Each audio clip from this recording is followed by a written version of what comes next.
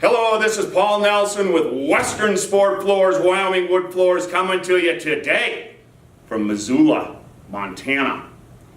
Coming into the holiday season. I've been thinking about the holiday season. I just did a little video recently on gifts and gift giving. I know this is outside the typical range of what I do related to construction and specifically wood flooring, but I think it's applicable to everybody. Today we're going to talk about forgiveness. I have with me Sundee Carr. Hi, Sundee. Hi.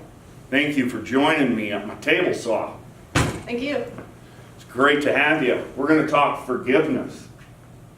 I asked you to come on because you have participated, been a member of, I'm not sure how you say it, you've been an AA member, Alcoholics Anonymous, because at some point in your life, in the past, there was a drinking problem.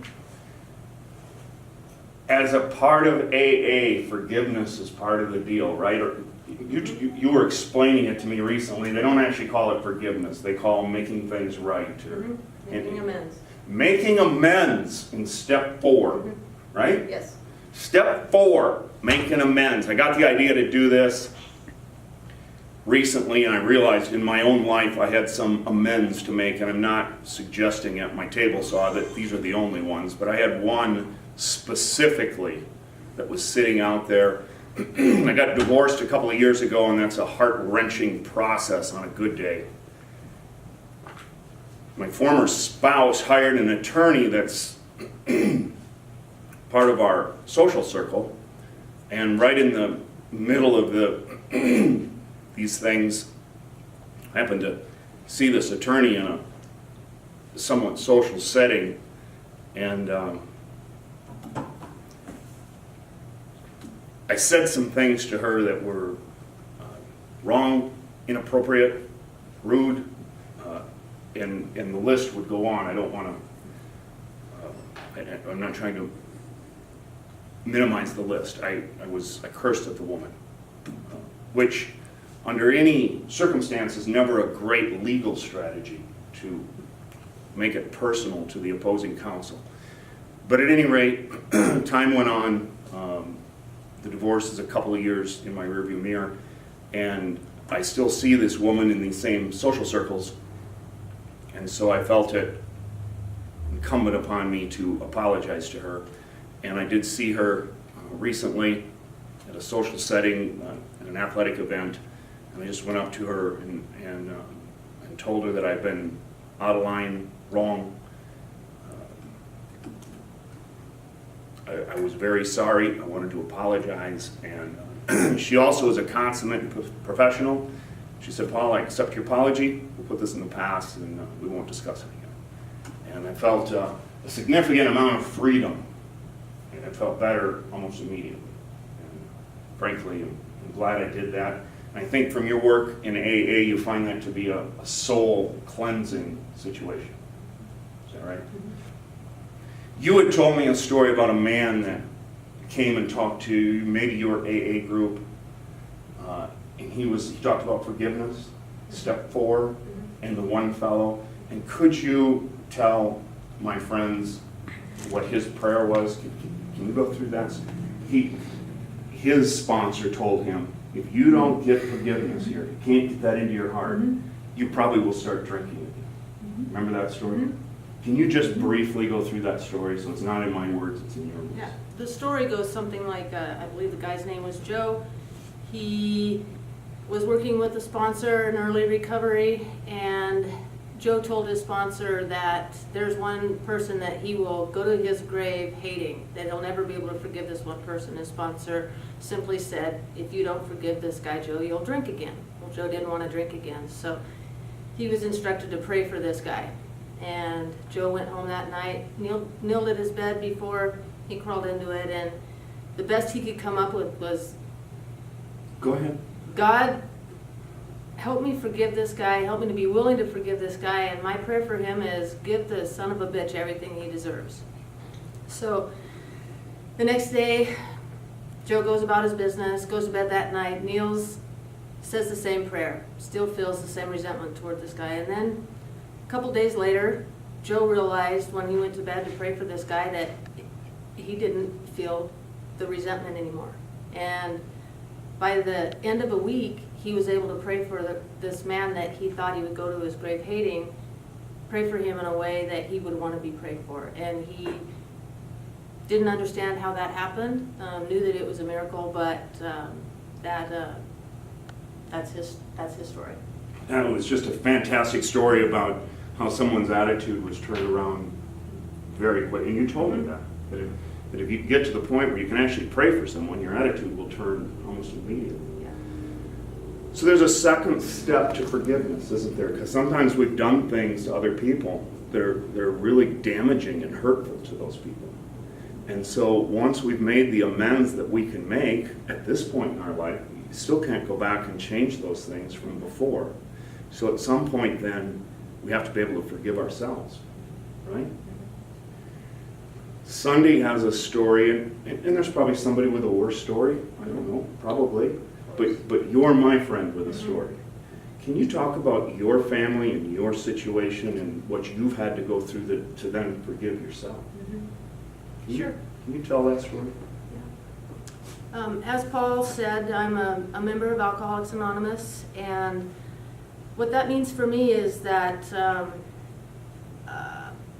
I spent most of my life until 8 years ago with a pretty serious drinking problem and drugs included. And I have a 26-year-old son that I raised as a single mom, and I raised him in that environment. And as much as I tried to change that during those years, I was never able to stop. And so he suffered the consequences. And when I got sober and made amends to my son,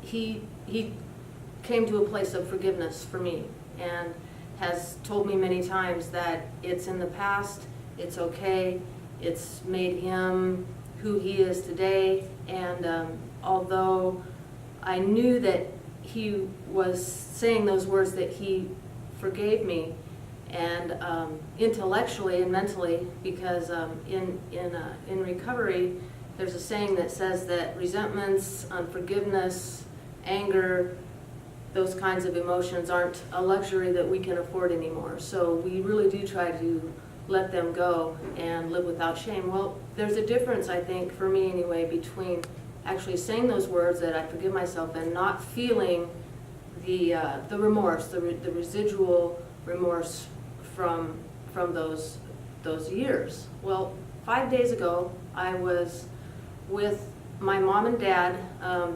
to rewind a lot of years. My mom and dad divorced when I was 4 because my dad wasn't a good husband. However, they remained best friends throughout the years. And so we were on a family vacation, the 3 of us, and 5 days ago, my dad at dinner was sharing with us how sorry he is for not being a better husband and therefore a better father, and again asked forgiveness for that. And he has done that over the years, and I have always told him, it's okay, Dad, I forgive you. It's made me part of the person that I am today. And I recognized at that moment when he was saying that I was able to, I felt like I was seeing the act of forgiveness from like a 3-dimensional perspective, because here I was hearing my dad ask for forgiveness for the way he was, and I felt no resentment at all towards him. Yet I could also identify with how he felt in telling me that it was hard for him to forgive himself. And now I understand how my son feels about me saying, forgive me for this, that he doesn't have resentments. However, it's still hard for me to not have regret. And so I don't really understand how it's all going to play out, you know. I know that when I forgive somebody, I feel a release towards whatever poison that's causing me if I didn't forgive them. But it is different for me to feel forgiveness for myself for that. I have forgiven myself, and I don't really feel the shame anymore of it, but there is there is regret, and there's a part of our program in the 9th chapter in the promises that says we will not regret the past nor wish to shut the door on it. I don't know how people come to a place where they can do that, but it's something that I strive for. And but forgiveness there's something miraculous about it in a spiritual realm, I guess. I don't know how else to describe the miracle of forgiveness when it can actually happen. This is digging deeper. If I didn't love you as much as I do, I wouldn't ask this. But I want you to tell the audience where your son is today and what he's doing. So he's in prison for felony drug charges. It's his 2nd time in prison, and you know, that's part of probably why it's hard to forgive, because myself, obviously, I feel like he might have had a better chance had he not grown up in that environment.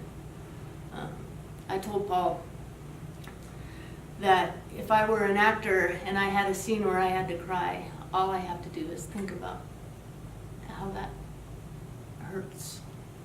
So, yeah, it never goes away.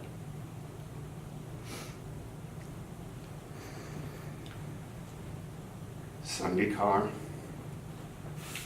Sir Isaac Newton, said, "If I have seen farther, it's because I stand on the shoulders of giants." You're a giant in my life. Thank you. I love you. I love you too. For Western Sport Floors and Wyoming Wood Floors, this is Paul Nelson. Merry Christmas. If there's somebody you need to forgive, get on it, my friend.